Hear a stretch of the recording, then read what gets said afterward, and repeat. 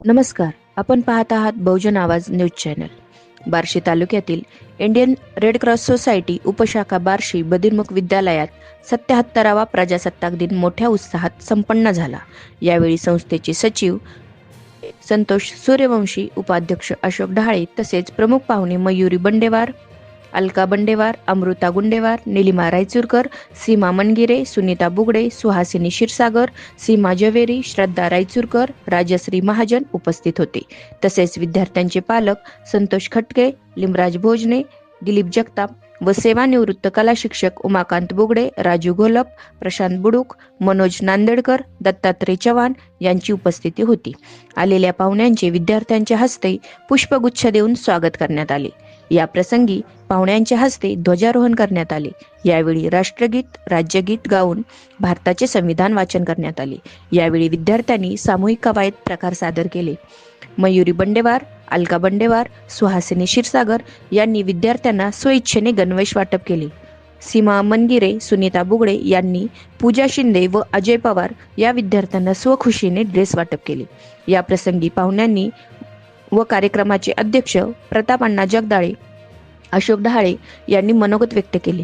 विद्यार्थ्यांनी विविध स्पर्धेमध्ये सहभागी होऊन प्रथम द्वितीय क्रमांक मिळविलेल्या विद्यार्थ्यांचे व मार्गदर्शक शिक्षकांचे पाहुण्यांच्या हस्ते प्रमाणपत्र व ट्रॉफी देऊन अभिनंदन करण्यात आले. यावेळी सीमा जवेरी यांच्या वतीने खाऊ वाटप व महेश लुंगारे, ब्रह्मानंद सदाफुले यांच्यातर्फे नाश्ता देण्यात आला. यावेळी शाळेचे सर्व शिक्षक, शिक्षकेतर कर्मचारी उपस्थित होते.